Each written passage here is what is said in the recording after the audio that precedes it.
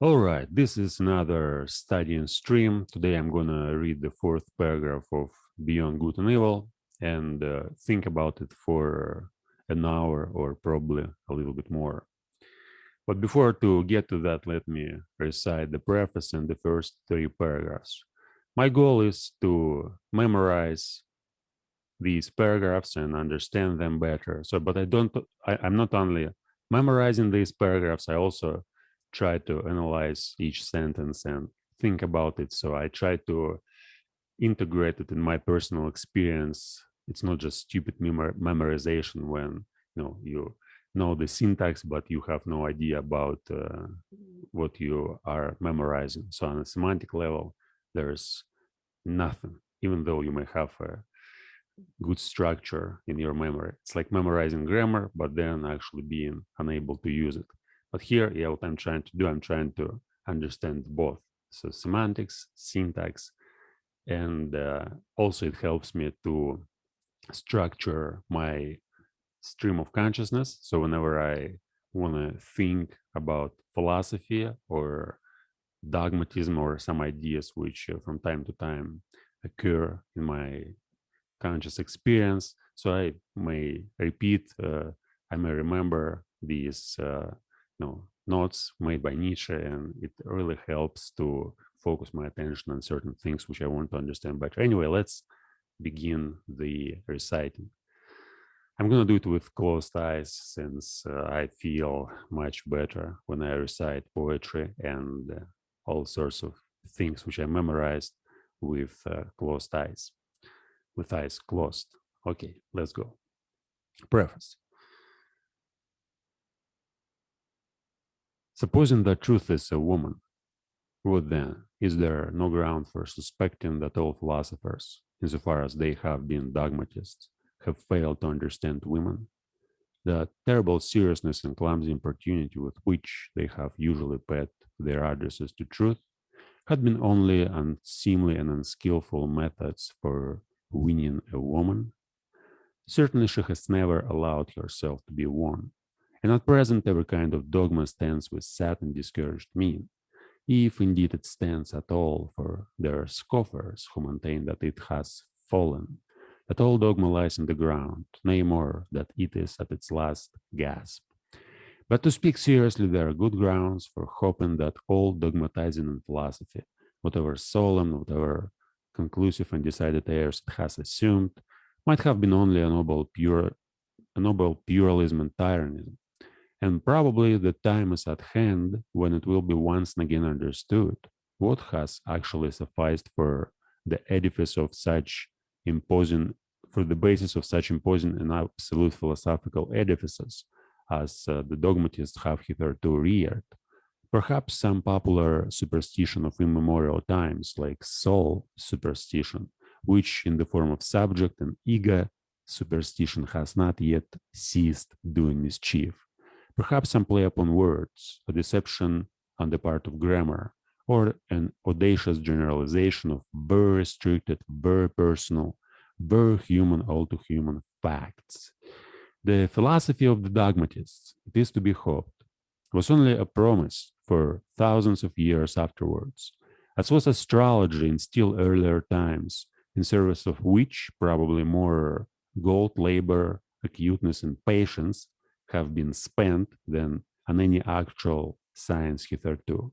We owe to it and its superterrestrial pretensions in Asia and Egypt the grand style of architecture. It seems that in order to inscribe themselves upon the heart of humanity with everlasting claims, all great things have first to wander about the earth as enormous and awe-inspiring caricatures.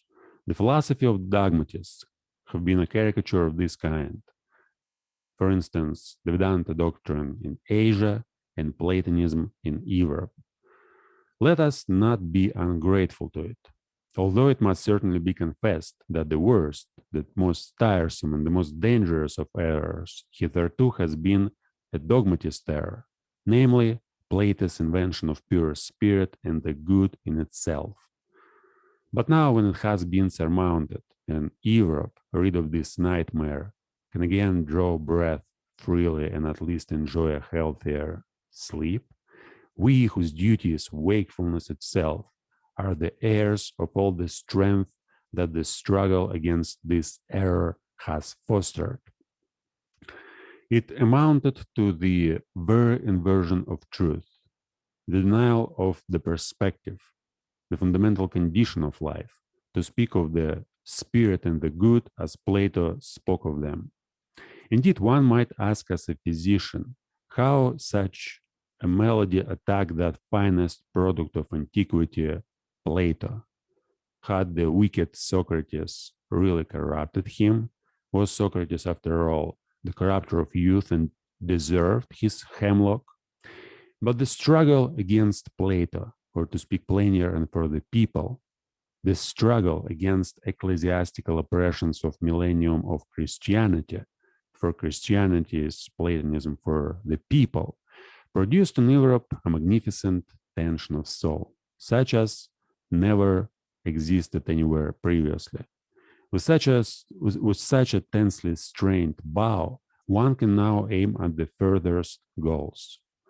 As a matter of fact, the European feels this tension as a state of distress, and twice attempts in grand style have been made to unbend the bow, one by means of Jesuitism, and secondly by means of democratic enlightenment, which, with the aid of liberty of the press, might in fact bring it about that the spirit would not so easily find itself in distress. Germans invented gunpowder, all credit to them, but they again made things square. They invented printing. But we, who are neither Jesuits nor Democrats nor even sufficiently Germans, we good Europeans and free, very free spirits, we have it still, all the distress of spirit and all the tension of its bow, and also, and perhaps also the error, the duty, and who knows, the goal to aim at. Upper Engadine, Sils Maria, 1885. Chapter 1. Prejudices of Philosophers. The will to truth, which is to tempt us to many a hazardous enterprise, the famous truthfulness of which all philosophers have hitherto spoken with respect. What questions has this will to truth not laid before us? What strange, perplexing, questionable questions? It is already a long story, yet it seems as if it were hardly commenced. Is it any wonder that we at last grow distrustful, lose patience, and turn impatiently away?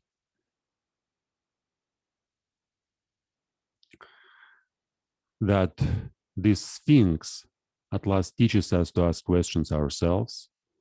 Who is it really that puts questions to us here? What is really this will to truth in us? In fact, we made a long halt at the question as to the origin of this will, until we came to an absolute standstill before a yet more fundamental question. We inquired about the value of this will. Granted that we want the truth, why not rather untruth and uncertainty, even ignorance? The problem of the value of truth presented itself before us, or was it we who presented ourselves before the problem? It won't be a rendezvous of questions and notes of interrogation. And could it be believed that it at last seems to us as if the problem had never been propounded before, as if we were the first to discern and get a sight of it and risk raising it? For there is risk in raising it. Perhaps there is no greater risk. 2. How could anything originate out of its opposite? For example, truth out of error, or the will to truth out of the will to deception, or the generous deed out of selfishness, or the sun-bright vision of the wise man out of covetousness. Such genesis is impossible. Whoever dreams of it is a fool, nay, worse than a fool. Things of the highest value must have an origin, must have a different origin, an origin of their own. In this transitory, seductive, illusory paltry world, in this turmoil of illusion and cupidity, they cannot have their source, but rather in the lap of being, in the intransitive, in the concealed God, in the thing itself. There must be their source and nowhere else. Such mode of reasoning discloses a typical prejudice by which metaphysicians of all times can be recognized. This mode of valuation is at the back of all their logical procedures. Through this belief of theirs, they exert themselves to their knowledge, to something that in the end solemnly christened the truth. The fundamental belief of metaphysicians is the belief in the antithesis of values. It never occurred even to the wariest of them to doubt here on the very threshold, where doubt, however, is most necessary, though they had made a solemn vow, the omnibus dubitandum. For it may be doubted, firstly, that the antithesis exists at all, and secondly, that the popular valuations and antithesis of values upon which metaphysicians have set their seal are not merely superficial estimates, merely provisional perspectives, besides being probably made from some corner, perhaps from below, frog perspectives, as it were, to borrow an expression current among painters. In spite of all the value which may belong to the truth, to the positive, and the unselfish, it might be possible that a higher and more fundamental value generally for life should be assigned to pretense, to the will to delusion, to selfishness and cupidity. It might even be possible that what constitutes those good and respected things consists precisely in their being insidiously related, knotted, crocheted to these evil and apparently opposed things, perhaps even being essentially identical with them, perhaps. But who wishes to concern himself with such dangerous perhapses? For that investigation, one must await the advent of a new order of philosophers, such as will have other tastes and inclinations, the reverse of those hitherto prevalent, philosophers of the dangerous, perhaps in any sense of the term. And to speak in all seriousness, I see such philosophers beginning to appear. 3. Having kept a sharp eye on philosophers and having read between their lines for long enough, I now say to myself that the greater part of conscious thinking must be counted among the instinctive functions. And it is so even in the case of philosophical thinking. One has here to learn anew as one learned anew about heredity and innateness. As little as the act of birth comes into consideration in the whole process and procedure of heredity, just as little the being conscious is opposed to the instinctive in any decisive sense. The greater part of the conscious thinking of a philosopher is secretly influenced by his instincts and forced into definite channels. And behind all logic and its seeming sovereignty of movement, there are valuations, or to speak more plainly, physiological demands for the maintenance of a definite mode of life. For example, that the certain is worth more than the uncertain, that illusion is less valuable than truth, such valuations, in spite of their regulatory importance for us, might, notwithstanding, be only superficial valuations, special kinds of Nietzsche stupidity, such as might be necessary for the maintenance of beings such as ourselves. Supposing in effect that man is not just the measure of things. All right, so this is it. It was the first three paragraphs and the preface, and now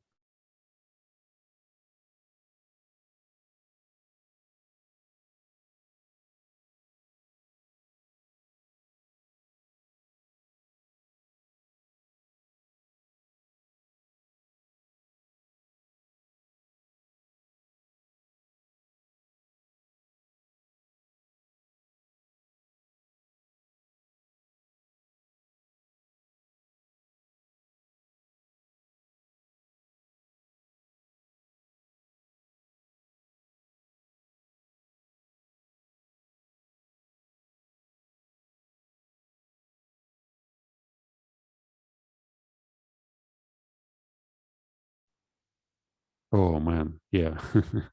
All right, so I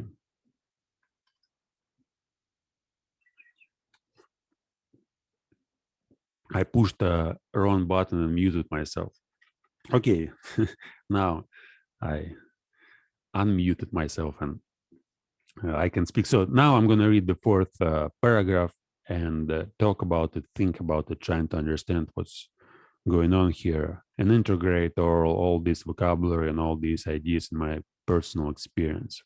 I've noticed that I talk a lot about my school experience and about schools in general, but when I use the word school, I don't necessarily mean what we have now where children study at the young age. I'm talking mostly about science and schools developed on, all these ideas like life, biology, or nature, physics, or psychology, mathematics, all other schools. Yeah, I think there are some problems in science and education in general. And what I'm doing here, I'm trying to solve these problems for myself. So I'm not doing it for other people. I try to understand what's really going on in science. What's the real relationship between language and nature and reality? How can I understand it? How can I explain it to myself? Do I really understand it, or I just memorized some stuff and can repeat them uh, on demand? So for me, this is kind of personal quest. And also, I've noticed that it really helps me to understand not only the books which I read and lectures which I watch, but also it helps me understand my stream of consciousness, my personal experience. But anyway, let's go on. So first, I'm going to read the whole paragraph, and then I'm going to analyze every sentence and probably even memorize it right now. So I may show you how I do my process of memorization, since usually I memorize things when I go for a walk. So I write them down and think about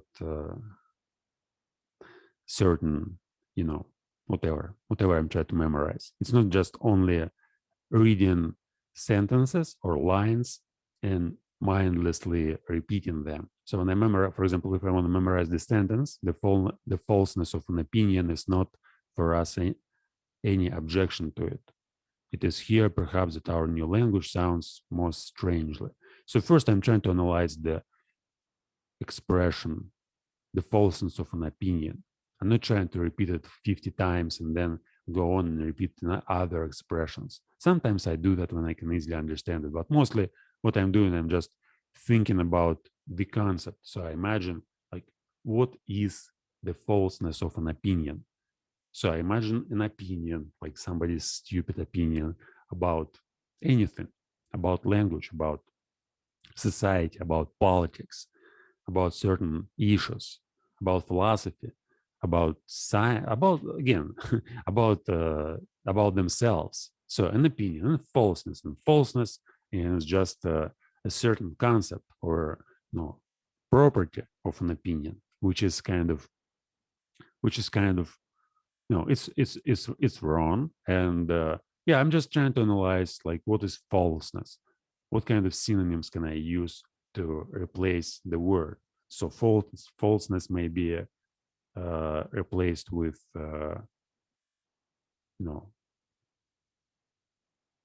wrongness. I don't know. Falseness. What kind of adjectives I would use to replace this word? The falseness.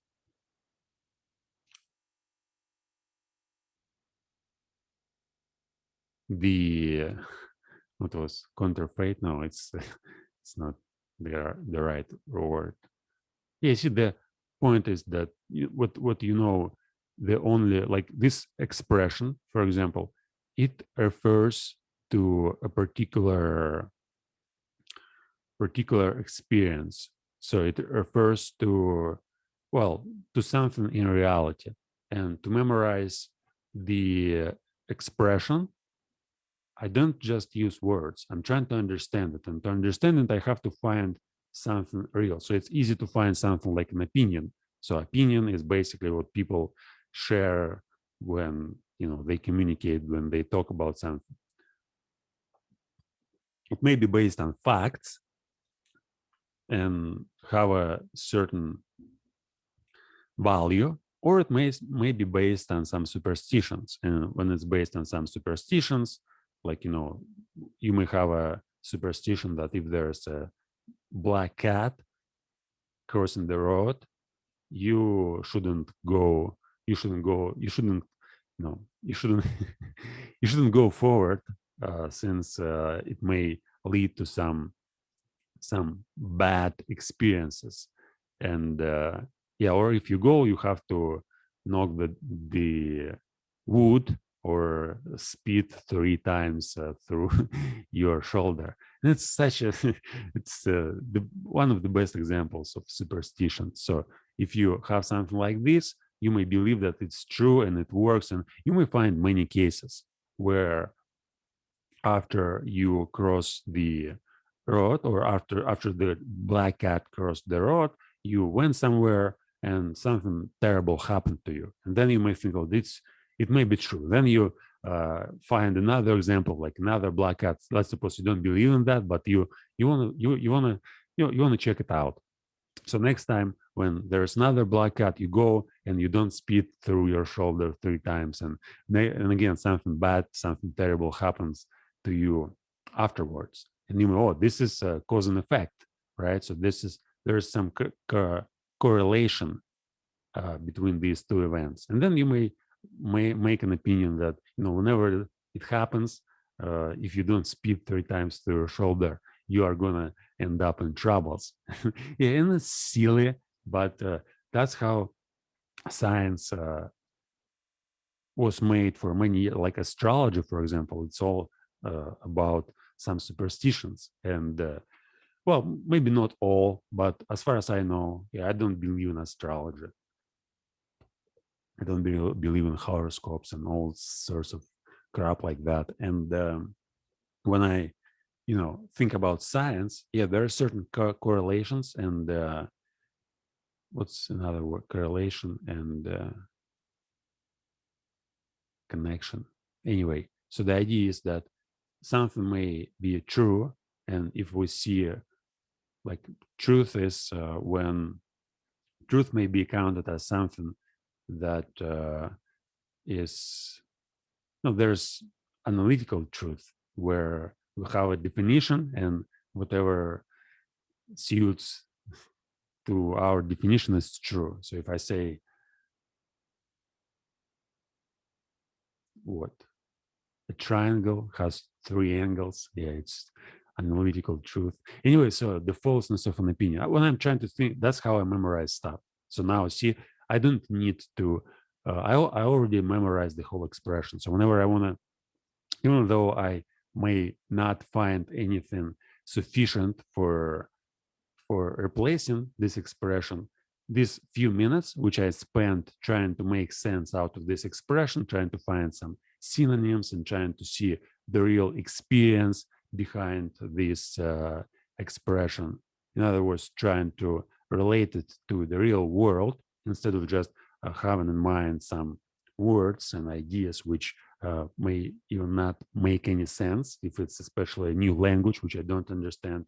So after doing this course, I can now I can hold it, and I don't need to put any effort here. So whenever for example, as you have seen, I've read these 3 paragraphs and the preface from my memory. I recited. When I do that, I don't use any special mnemonic techniques or something like. I attach each word, each expression, every idea to particular experience, which is real. So I'm trying to understand what the expression really means. So when I recall it, what I'm doing, I'm just seeing the pictures. I'm not seeing words. I'm seeing the pictures, and well, sometimes it's just words, but mostly behind every word there is a certain experience in my mind. So I'm working with semantics instead of the syntax. But anyway, let's read the whole paragraph. The falseness of an opinion is not for us any objection to it. It is here, perhaps, that our new language sounds most strangely. The question is how far an opinion is life furthering, life preserving, species preserving, perhaps species rearing, and we are fundamentally inclined to maintain that the falsest opinions to which the synthetic judgments a priori belong are the most indispensable to us. Without a recognition of logical fictions, without a comparison of reality with the purely imagined world of the absolute and immutable, without a constant counterfeiting the world by means of numbers, man could not live. That the renunciation of false opinions would be a renunciation of life, a negation of life. To recognize untruth as a condition of life, that is certainly to impugn the traditional ideas of value in a dangerous manner. And the philosophy which ventures to do so has thereby alone placed itself beyond good and evil. All right, so first of all, I want to translate a few words. I mean, not translate from English to Russian, but find their definitions. Since some of them I don't know, even though I already rewrote this paragraph, I did it half a year ago or something, or even earlier. And I studied these words. I mean, when I was writing these notes, these paragraphs, I translated. Well, I found definitions for each word, but now I forgot. For example, I don't remember. I can guess what certain word mean, but I think it's better to find the definition. So, what was the word? Impan. Yeah, impan. I don't even know how to pronounce it correct. Impan. So the renunciation of false opinions would be a renunciation. Oh, stop. To recognize untruth as a condition of life, that is certainly to impugn the traditional ideals of value in a dangerous manner. But maybe like interpret or put or whatever, or attack. But essentially, yeah, there's traditional ideas, dangerous manner. So to do something with traditional ideas in a dangerous manner. But anyway, let's go on and read the first sentence. Yeah, and I'm going to do a grammatical analysis here as well, since now I started paying attention to grammar more thoroughly. So now I'm reading Longman grammar. What's called Longman grammar book? Just Longman English grammar. I read this book the first time in 2018, and I got through the whole book. It has 400 pages in it, and I got through it quickly. I mean, I read 1 page a day or a few pages a day without actually analyzing in depth each rule. And while I was doing so, I tried to apply those rules which I learned for my writings and for my speech. So it was kind of beneficial. But now I'm going through it slowly, which is like I really memorize everything what I read there. I mean, I don't memorize, I'm trying to understand. That's the crucial distinction. For example, here I'm trying to memorize everything, but I want to memorize and understand. But in the book, uh, in the grammar book, I mostly want to understand. So for me, it's not important to recite any concept in the same language as I found it here. So let's take as an example. The book starts from the concept of inflected languages. And I understand what is inflected languages, so I can explain it with my own words. I may say it's something about word endings. So, and these word endings are responsible for the relationship between nouns and verbs and adjectives and articles. So, in inflected languages, they have the complex system of these word endings, which are called inflections. And English, it's not inflected language, though there are some parts of English grammar which is which has these inflections, like verbs, for example, when he says, I say. So we have to add a verb, and it's a conjugation, I guess it's the correct term. But yeah, mostly there's a relationship. Again, there are plurals and singulars, and there are subjects and objects of the verb. And in inflected languages, it's easy to determine what is the subject of the verb, what is an object of the verb, just by, or like, or whether it's singular or plural, masculine or feminine, just by looking at the inflections of the endings. Whereas in English, it's mostly the job which the verb does. So it determines, like, and syntax, right? So the syntax, the order of words in English is of great importance. Whereas in languages such as Russian, there's no need to use a particular order. So we don't need to place subject first, verb second, object third, etc. We may use any kind of order. We may start a sentence with a verb. We may start a sentence with a noun, and endings. Endings are accomplishing the job of making meaning. Anyway, so here, as I said, I want to analyze all these sentences using concepts which I learned from the grammar book. So there's a subject of this sentence. Yeah, it's going to sound strange, but anyway, the falseness of an opinion. This is the subject of the sentence, right? Is a verb, not a surrogation. For us, for us, what is that? Adverbial modifier. uh, the falseness of an opinion is not, well, just a part which may be omitted easily. So there's, it's a subject, any objection to it. It's an object, right? Is a verb. It is here, perhaps, that our new language sounds most strangely. So it's a complex sentence. There's several clauses. The falseness of an opinion is not, it's the first clause. Yeah.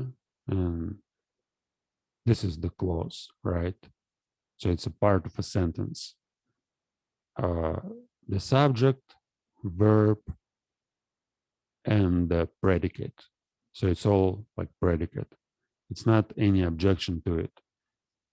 It is here, perhaps, that our new language, and here it's like, again, the subject of the second part is our new language. This is another verb, and this is a complement. So it describes new language. Okay. Yeah, that's strange. Well, I'm trying just to analyze. Yeah, I think I have to find concepts which may be suitable to describe such words as perhaps, since I don't know, I know the subject. For now, what I really know and can understand is a finite verb, a phrase, a clause, and a sentence. And also I know what is a subject, a,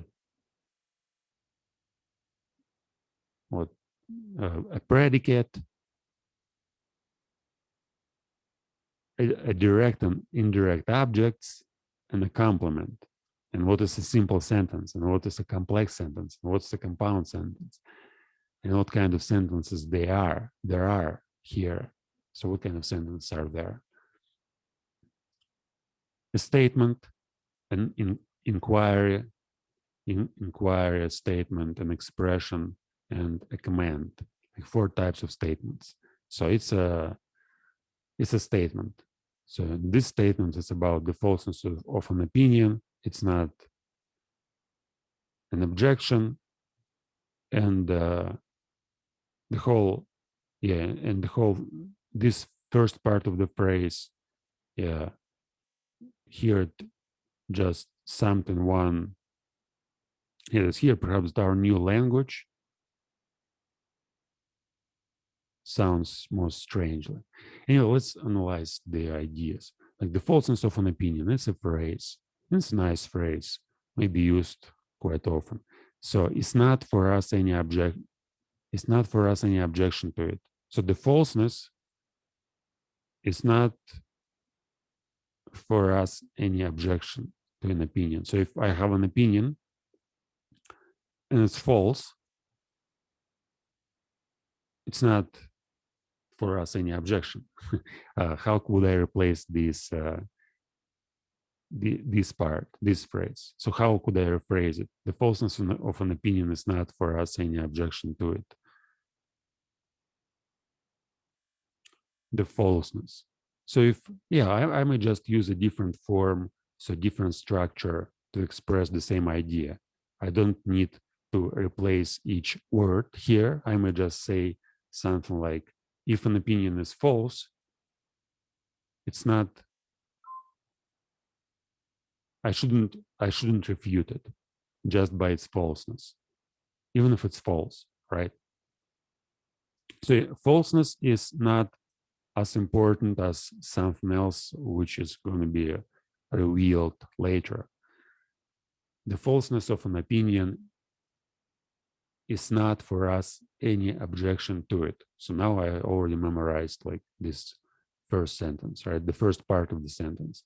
It is here perhaps that our new language sounds most strangely. So the second part, again, it is here. So it's about the falseness, right? An objection. So it's not for us any objection. And here, perhaps our new language sounds most strangely. So essentially, let me repeat the whole sentence. It is here perhaps that our new language. It is here perhaps that our new language sounds most strangely. So again, it is here perhaps that our new language. So we're talking about our new language, and it sounds most strangely. So what is this new language? This new language is all about attacking the concept of truth and saying that there is no real difference between falseness and what's the opposite? Truthfulness. Yeah, we shouldn't evaluate an opinion by its falseness.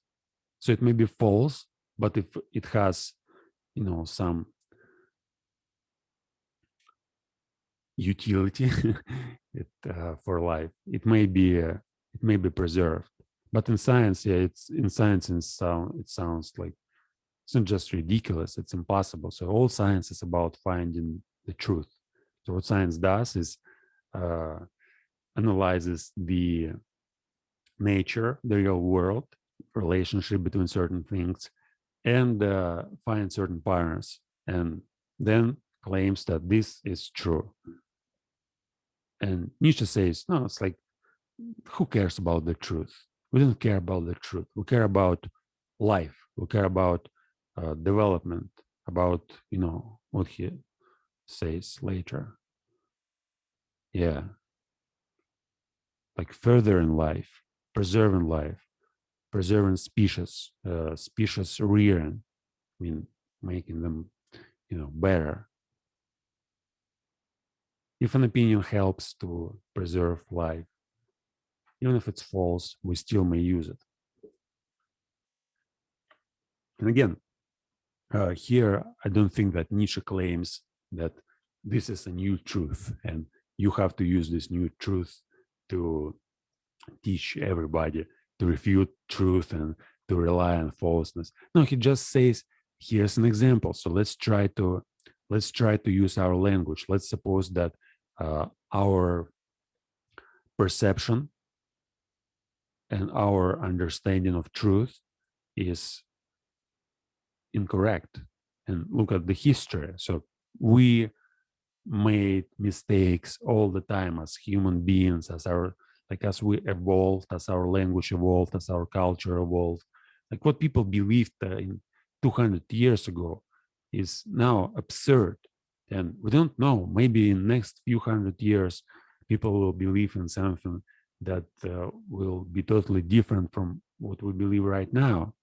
And they'll say that all this 20th century science, physics, and special relativity and general relativity is just nonsense, and now we discover something better. And how people could be so naive back in these days.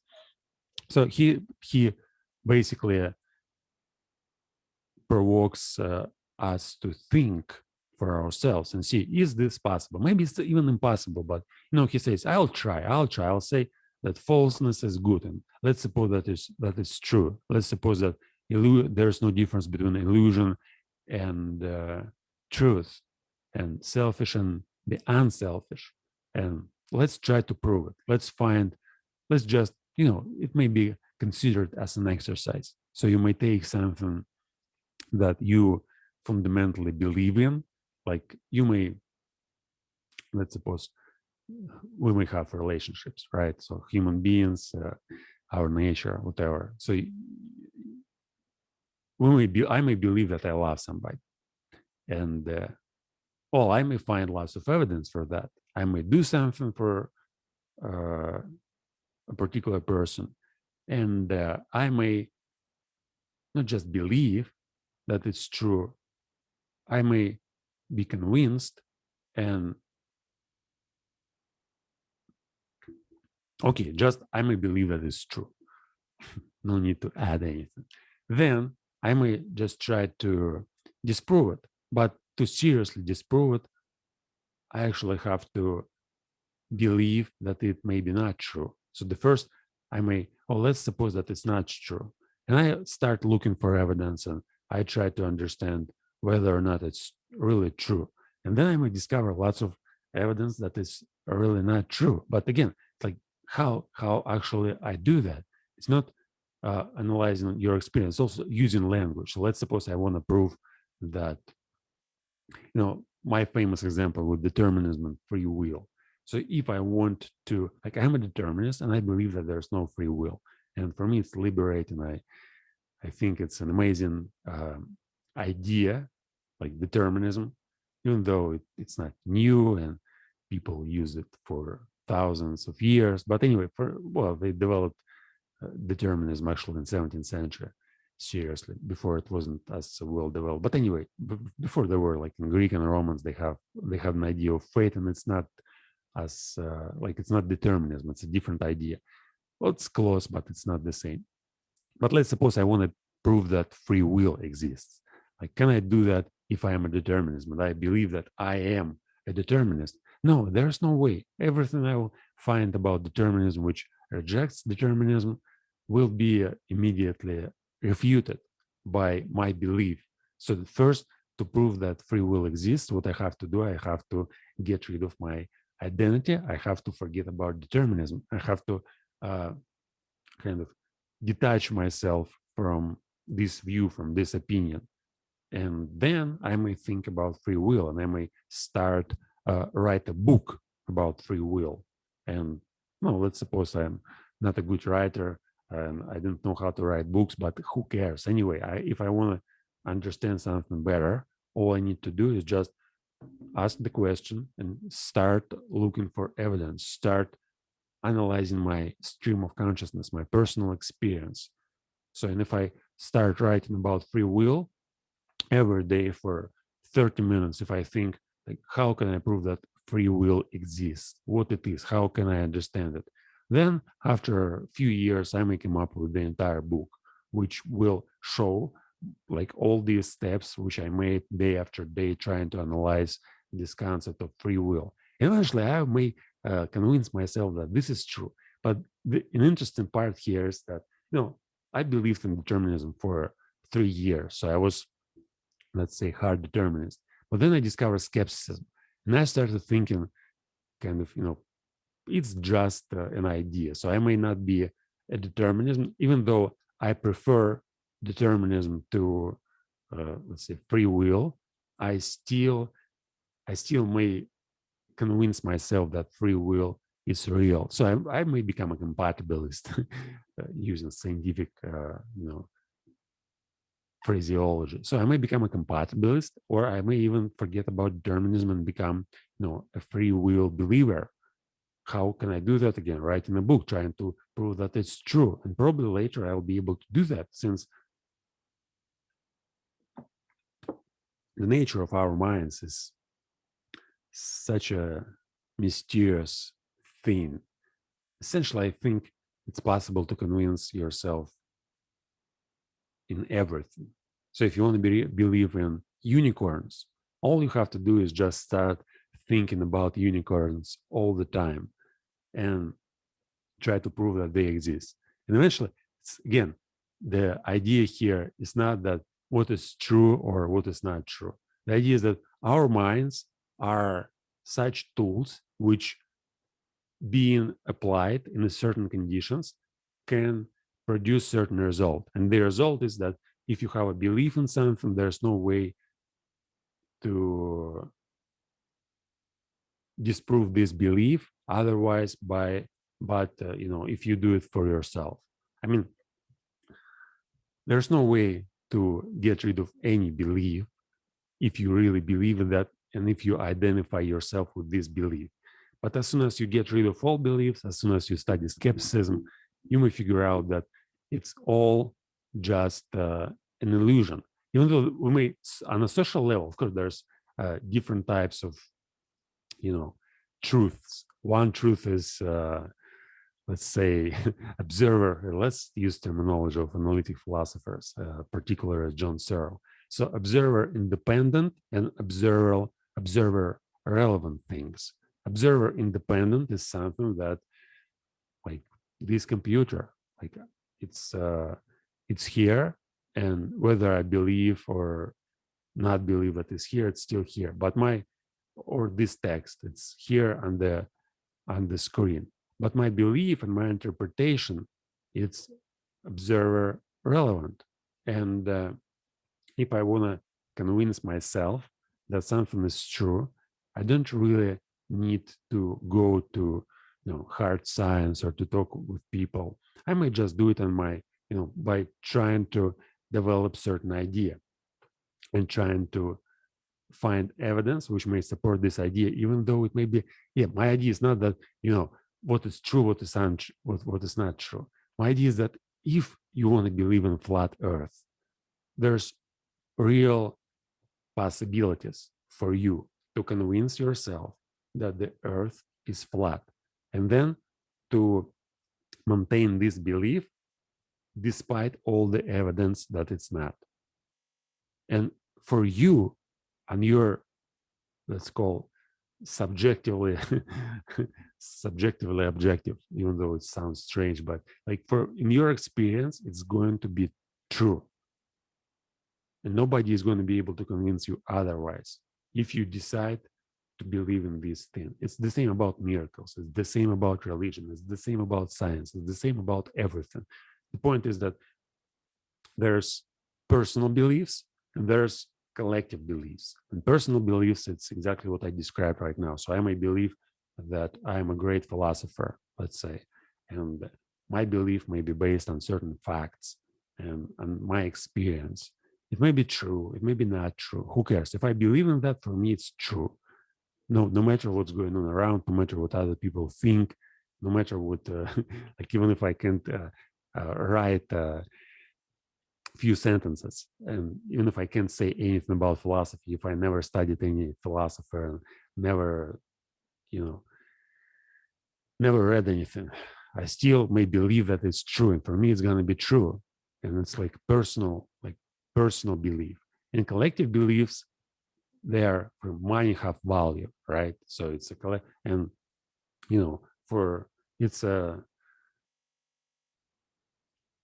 observer relevant truth, which is true for our social interactions. It's real. So whenever we assign certain value and certain meaning to things which otherwise are meaningless, we create a collective beliefs, and there's like institutionalized beliefs and ideas about almost everything. So in the social world, we interact with each other using these concepts all the time, even though they're not part of the nature. So in nature, for example, there's like money for nature. It's just a piece of paper, and for us, it's something valuable. And like, is it convenient? No. What was the word? Yeah, what's strange, I can understand it very well, but when I have to explain something, I see that often there's lack of vocabulary, and that's what's strange about like speaking and thinking in a foreign language.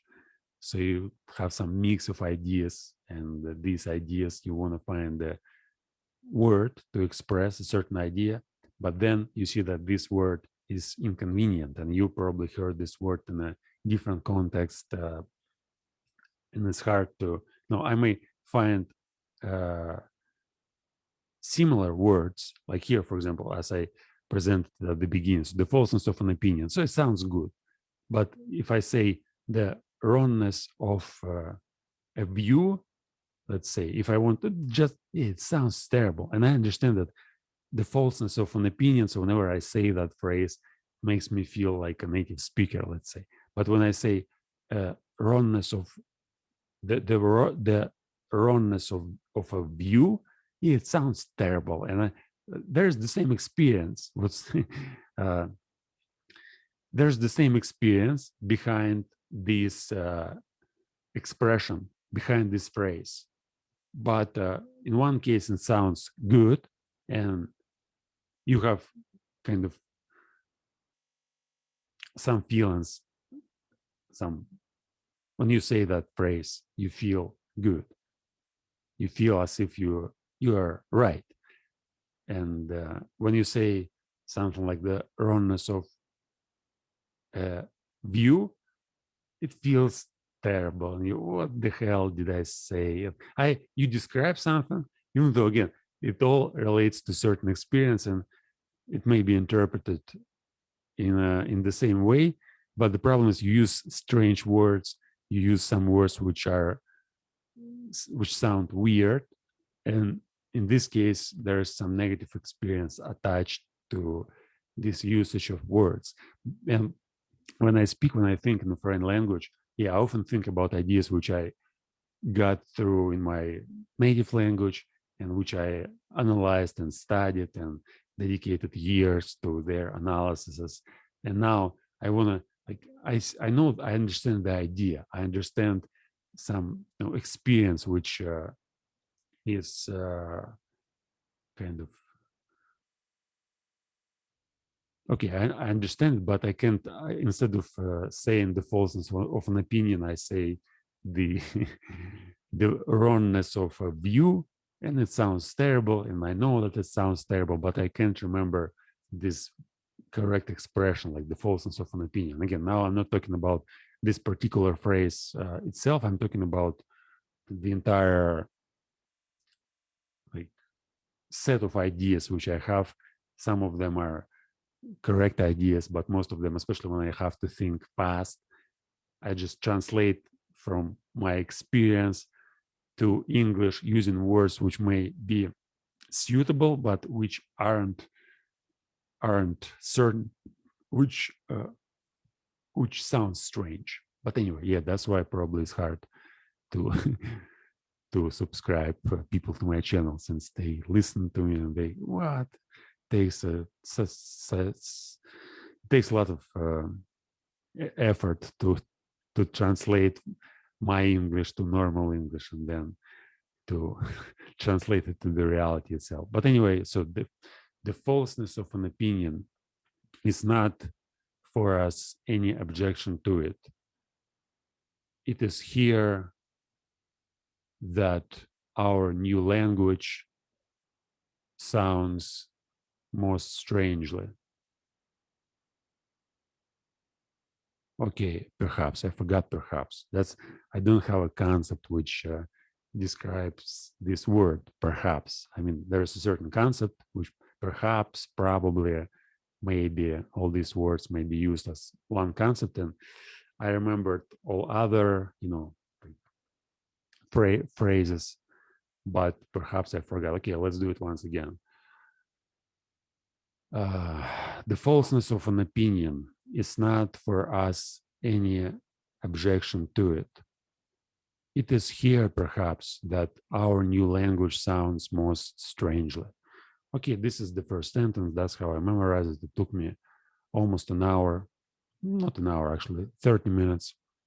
When I memorize it without recording myself on a camera, it takes less time. Usually it takes just 5 minutes to memorize, one sentence, even less, I guess.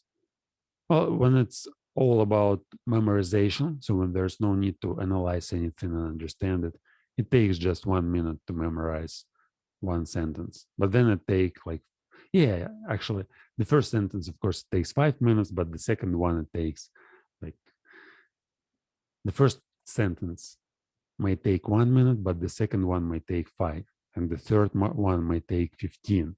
And then, to memorize this whole paragraph, I guess I have to have at least half an hour or even more, and then repeat it probably for 3, 4, 5 times to strengthen my memory. The question is how far an opinion is life furthering. I'm not sure why he puts a comma here, why a translator puts a comma here. But anyway, the question is how far. Well, usually there's a comma and quotes before the question, but here it doesn't sound as it's a long sentence. Yeah, it's a very long sentence. I mean, there's no question mark at the end and no quotes. That's probably a comma is unnecessary here. But anyway, so let's read the whole sentence. The question is how far an opinion is life furthering, life preserving, species preserving, perhaps species rearing, and we are fundamentally inclined to maintain that the falsest opinions. Yeah, I guess here must be a semicolon instead of a comma. He counts. Yeah, he stops counting here, and it's almost another sentence. So there must be a semicolon instead of comma. But anyway, and we are fundamentally inclined to maintain that I guess there must be a question mark. So if I would translate, probably in German, in original German, there is a question mark. But the question is how far an opinion is life further and life preserving, species preserving, perhaps species rearing. So here must be a question mark, and then we go, and we are fundamentally inclined to maintain that the falsest opinions to which the synthetic judgments a priori belong are the most indispensable to us. That without a recognition of logical fictions, without a comparison of reality with the purely imagined world, of the absolute and immutable, without a constant counterfeiting of the world by means of numbers, man could not live. That the renunciation of false opinions would be a renunciation of life, a negation of life. So here he protects, protects here he protects the Kantian idea of a synthetic a priori judgments, which are, so the difference between analytic judgments and synthetic judgments is that in analytic judgments, it's true by definition. So whenever you make a definition, it's true not because what you say refers to a particular aspect of reality, but because you just define things in this way. So let's say a number pi is the ratio between the diameter and circumference. So this is true by definition.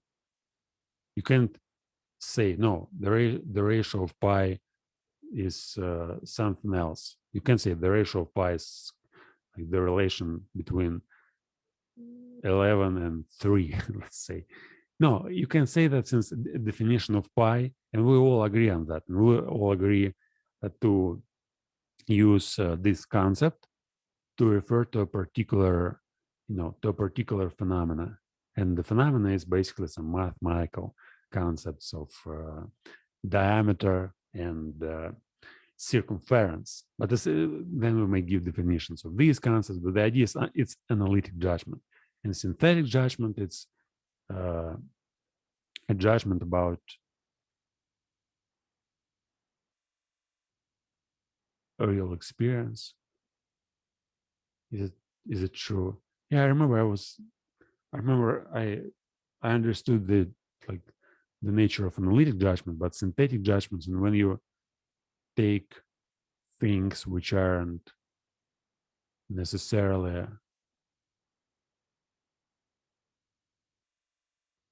well, I don't know. Okay, I don't know exactly, and I don't want to make fool of myself to by trying to say that I know something that I don't know, even though I know since I read the Critique of Pure Reason a few times and also analyzed this book. But yeah, probably I know it in a Russian language and I can explain, but in English it seems a little bit more, or I just forgot the real nature of synthetic judgments. Yeah, maybe a synthetic judgment may be such thing as the thing in itself. So when we evaluate something not by its definition, but by saying this must be true. So this must be true because of X, and it's kind of logical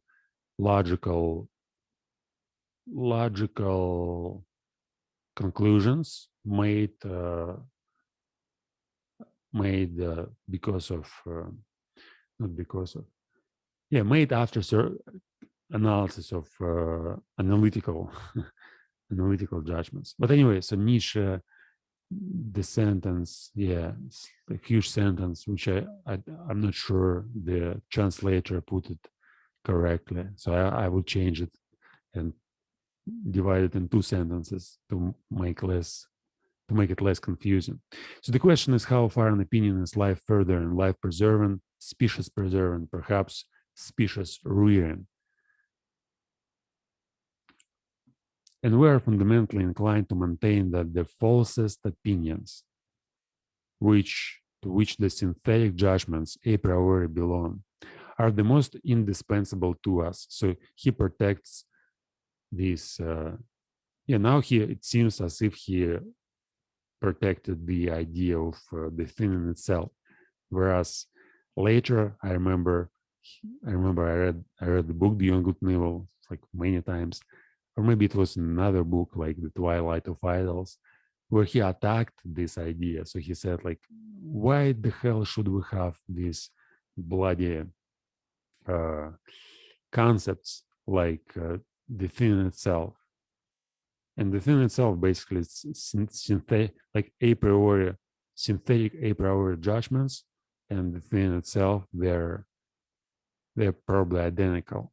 And Nietzsche attacked severely this concept of things in themselves. He said, "Why the hell should we have them if there's nothing to say about them? If there's nothing to say about the real world, why shouldn't we talk about what we have an access to, like about appearances, about our senses, about our understanding?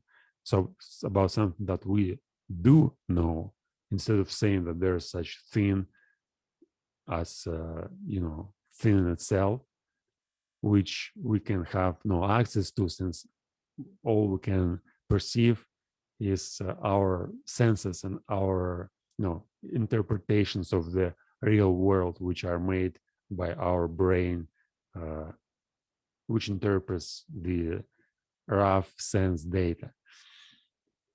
Okay, indispensable. So he says, no, it's necessary. It's necessary to have these falsities. Without a recognition of logical fictions, without a comparison of reality with the purely imagined world of the absolute and immutable, without a constant counterfeiting of the world by means of numbers, man could not live. That the renunciation of false opinions would be a renunciation of life, a negation of life. All right, the idea here is that language itself is false. So whenever we say something, whenever we use our language, we don't refer to anything. So it's only because we understand each other and we falsified the nature by creating a new nature or creating language out of nature. Language is completely observer relevant. So if I go like if I live on Mars and let's say if I live on Betelgeuse, a different star, and I come here and I never encountered human beings and I have to listen to what they say. Like if I don't know the language, it's just meaningless crap. But we have language and we want to make it real. We want to make language as let's say true as real world. But it's all false. I mean, it's not false per se. It's just our concepts. We create concepts to describe the relationship between certain things, to describe the nature, describe reality, and all these concepts, they're not reality itself. They are just concepts. But in these concepts, there's distinction between true and false concepts. So when we say that one concept is true because it describes precisely the real state of affairs in the nature, in the universe, and another concept is false since it doesn't say anything. So if I say unicorns in the forest, like I saw unicorns in the forest yesterday. So it's a false sentence since there are no unicorns, but still I may use this to some purpose. But yeah, yeah, I think he doesn't talk about unicorns here. Of course, he talks about language itself. So the idea is that language, like numbers, they're pure abstractions. There's nothing in the world which there's lots of things which represent numbers, but there are no numbers in the real world. There's no perfect squares and perfect triangles and perfect, you know, circles. All we have is experiences of our senses, our sensations.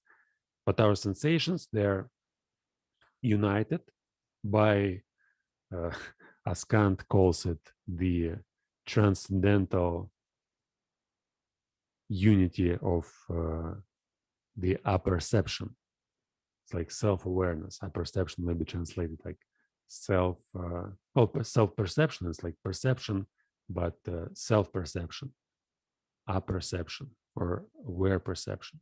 I'm not sure exactly, but anyway, the idea here is that language and science and all these things, they don't have a real connection to the nature. It's our way of using our math, our ability to make sounds, and our ability to make some symbols for the development of our species, for the development of our societies, our cultures.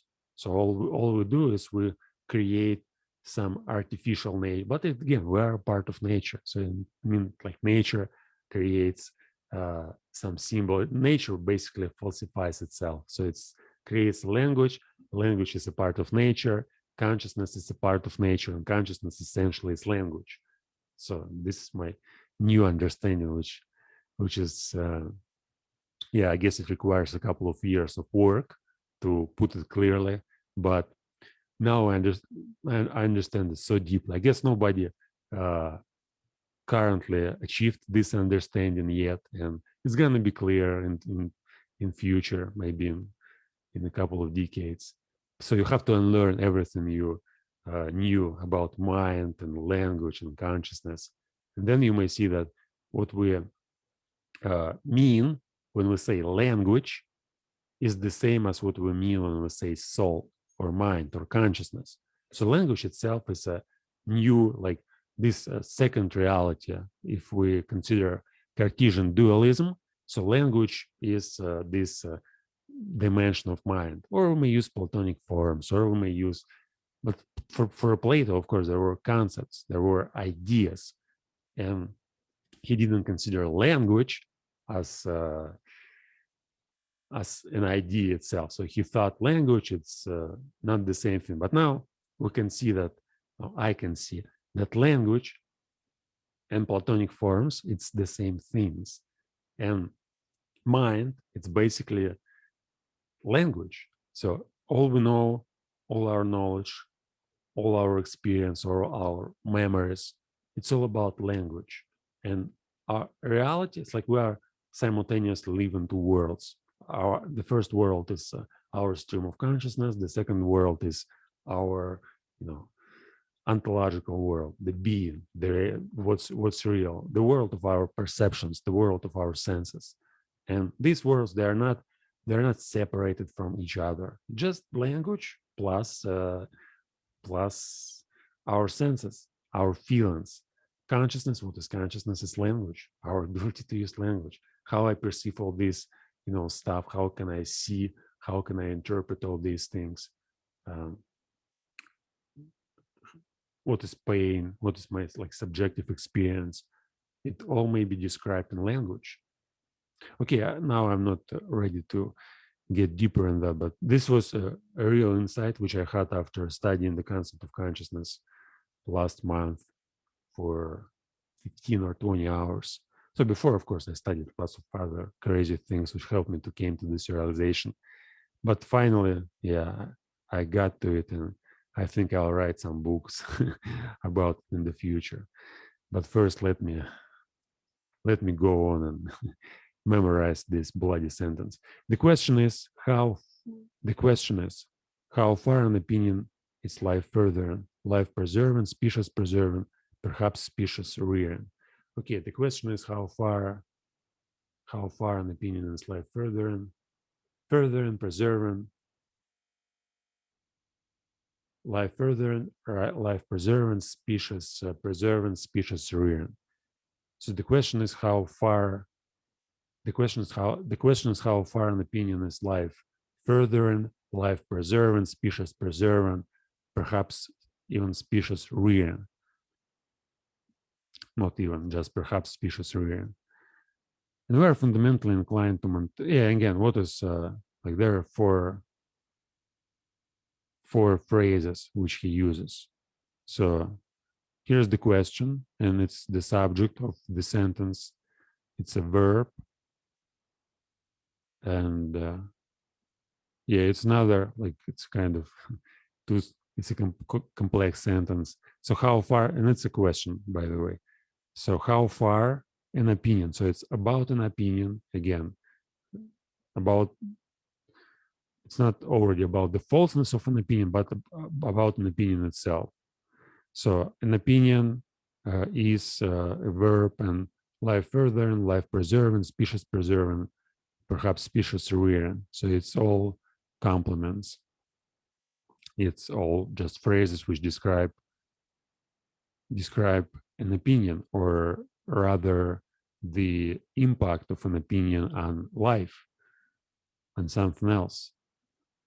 All right, so the question is how far an opinion is life furthering, life preserving, species preserving, perhaps species rearing. So, and he says we're fundamentally inclined. Yeah, let's analyze each of these. Like life furthering basically means something that extends life, to allows life to go on, to, like, basically evolution, another word for that. So life furthering, life preserving. So that's strange, right? If you have, it's kind of opposite ideas. So life furthering basically means you push it forward, life, and life preserving means you save it. Well, of course, you push it forward, like you push forward those things which are better. No, not those things which are better. You preserve those things which you find the best, and you push it forward. But yeah, what? It's like evaluation. Essentially, you have experience, and not all experience is equally valuable. And something which is valuable, you may want to preserve. And something which is not valuable, you just leave it out and go on. Anyway, preserving further, and species preserving. So life preserving, species preserving. And here, of course, we as human beings, what we want to do, like all our philosophies and ideas, they basically founded on our biology and our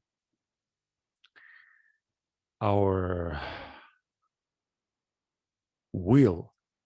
And our will, it's self-preservation, not only as human beings, but also as species, and also as languages. So we're, like, again, this second world, or whatever we call it, epistemology, our knowledge, it also wants to go on. So now there's so much knowledge, and it grows, and it's very hard to say what is actually valuable and what is not valuable. But each individual, each scientist, each philosopher, like, the job of a philosopher is to find what's really valuable currently in this, in epistemology and knowledge, and distinguish and put forward what he thinks is what he thinks deserves attention, and get rid of everything else. And that's what science does. And for science, especially for the last 100 years, so what was necessary, what was fundamental, was the truth. And science wants, like, to preserve all things which are true. And there may be different types of truth, right? Types of truth which belong to hard sciences, like physics or chemistry or biology, where they took certain things and analyze their structures and the patterns which are observable in these structures and behavior of certain organisms. And there are some conventional institutional truths, something about economy or psychology or some other stuff. But institutional truth may be something like some facts, right? So we may say that after World War II, we don't want to repeat this, and we create some kind of ideology, or we okay, it's hard, doesn't matter. I don't want to get deeper. Just want to continue. Perhaps, I'm gonna wrap this thought. Who cares about this development? Life further and life preserving, species preserving, perhaps species rearing. And we're fundamentally inclined to maintain that the falsest opinions, to which the synthetic judgments a priori belong, are the most indispensable to us.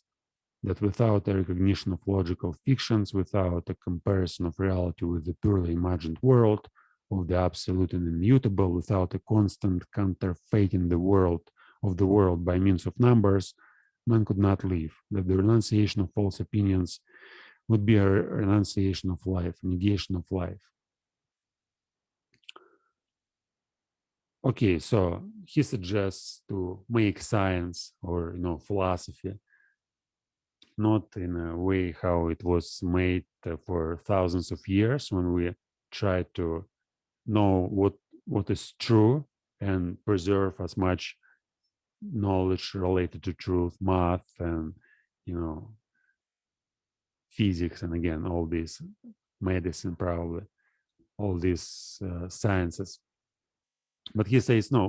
What's really important, what makes us develop our species, like species rearing, or preserve ourselves, to push us forward. So if there's an ideal, and other examples may be some idealism. So we may, and here it's like he kind of he protects an idealism, which is kind of strange. Probably he will criticize it later, but it's not like, when I think about Nietzsche, especially after when I thought, my conception of Nietzsche is the opposite of all sorts of idealisms. So his last book, Ecce Homo, he attacks idealism so severely, and he says like, what's reality, what's real, that makes sense, and all sorts of idealisms, they are false, and there is no way, like, with these false idealisms, we stop development of real science, or like real stuff. And here he says something completely different. So he says, no, false is good. Idealism, and essentially he says idealism is good. Or maybe he will criticize himself later. But now it seems so controversial. To recognize untruth as a condition of life, that is certainly to impugn. Yeah, what's the word impugn means? Yeah, I'm actually I found something nice here. So I'd like to make a comparison next time, probably, to express doubts about someone's honesty, courage, ability, etc. Impugn, so not impugn, impugn. This letter U in English, damn it, what's going on?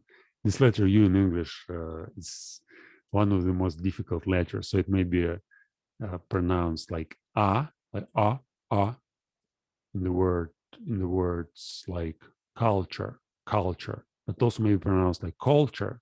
So when I listen to native speakers, some of them say culture, some of them say culture, and it may be pronounced like e, like burn, like burn, bury, business. Like it may be pronounced as almost as all vowel sounds in English.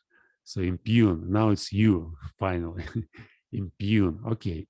To recognize untruth as a condition of life, that is certainly to impugn the traditional ideas of value in a dangerous manner. So to recognize untruth as a condition of life, that is certainly to impugn. Man, now I can see it better. So impugn, so doubt the traditional ideas of value in a dangerous manner. And the philosophy which ventures to do so has thereby alone placed itself beyond good and evil. Yeah, I guess this is a key word here. So when you think like to doubt, so to recognize untruth as a condition of life. So basically, he wants to say that all our ideas of true was actually untrue, and it was extremely powerful for thousands of years. These ideas of afterlife and the world beyond this world and moral world and God and all these concepts essentially served as a good job to bring us to the point where we were at this moment. So essentially, all these ideas and ideals and categorical imperatives, they were necessary, but they all were false. And that's what Nietzsche wants to say. So it's not like he doesn't actually protects Kant and protects these ideas. He say they're false and they're necessary, and we understand it, and that's cool. And let's understand it, but let's not use the word true when we refer to these concepts. That's the problem. Since truth is hard, it's determinism. It's bloody determinism. Everything's predetermined. There's nothing. There's no free will. There's no like all these beautiful values and all these beautiful ideas and like false opinions. They're based on something unreal, but still it makes us to chase this ideal. So if I say let's become like overman, it's a false ideal like overman. And Nietzsche understands it, sir. Now I can see it's way. Well, this is the man. I got some new insight here. Yeah, this is a perfect paragraph. It just described. It made me understand these first three paragraphs way deeper than I understood them just by memorizing and repeating them and thinking about them for a month essentially. So now I see like this. Man, that's so deep.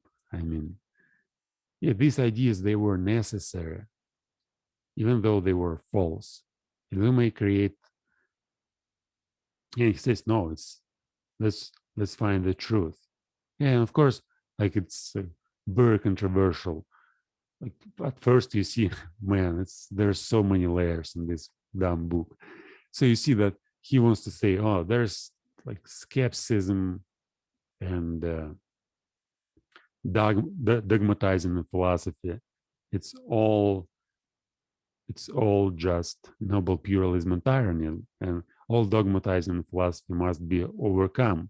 But then he says, yeah, we use all these falsities to preserve ourselves as the species and to to develop our social life, develop our knowledge, intelligence, our power, mental power.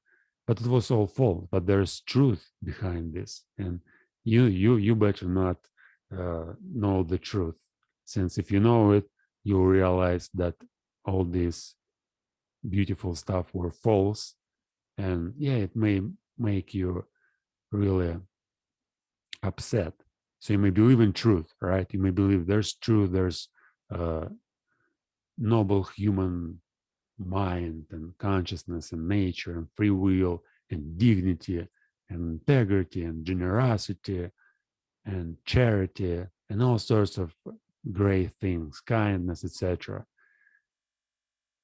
And you may follow all your beliefs. So you may try to match this ideal. You may try to become a good person.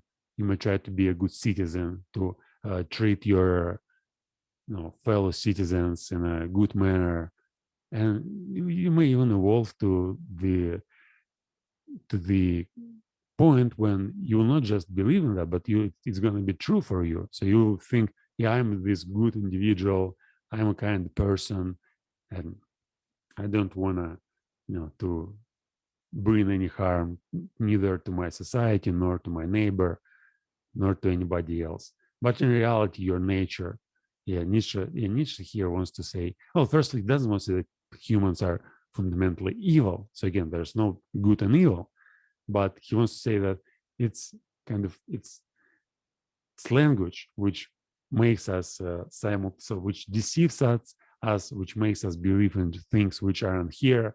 But after we believe in them, they become here, they become present, they become a part of our intentionality, and it's fundamentally good. But we have to understand that it's false.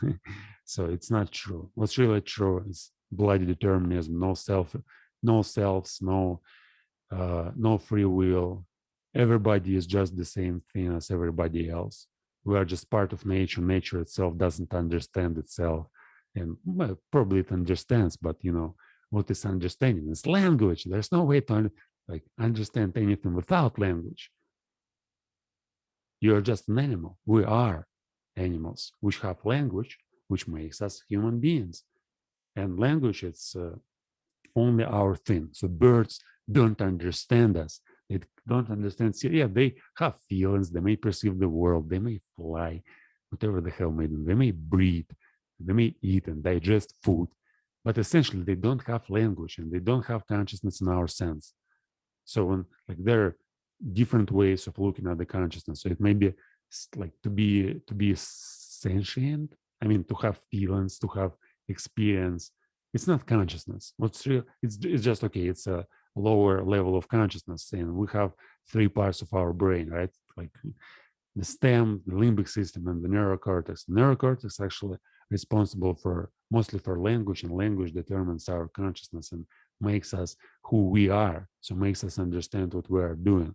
And to understand again, we need dumb language. We can't understand anything, even though we may have lots of emotions. But understanding, yes, like language essentially is the extension of our emotions. So we extend our feelings, we extend our experience, we make it available for other people through language. Well, now, of course, I think it's already enough. I mean, I don't want to continue to analyze every word here since it's it's not my purpose. I'll memorize all this to the next studying stream, and I'm gonna start next studying stream from reciting the first three. Yeah, once a month. I think once a month it's necessary to recite the whole thing. That's why today I started the studying stream from reciting the preface and first three paragraphs. But essentially, it's not necessary to recite it every time. So I guess next three or four studying streams, I'll recite only the first, those paragraphs which I can memorize. So the chapter one, and not the preface. So next week I'm going to memorize this whole paragraph, and then I'm going to read the fifth paragraph. The fifth paragraph, right? And I'm going to read it at once.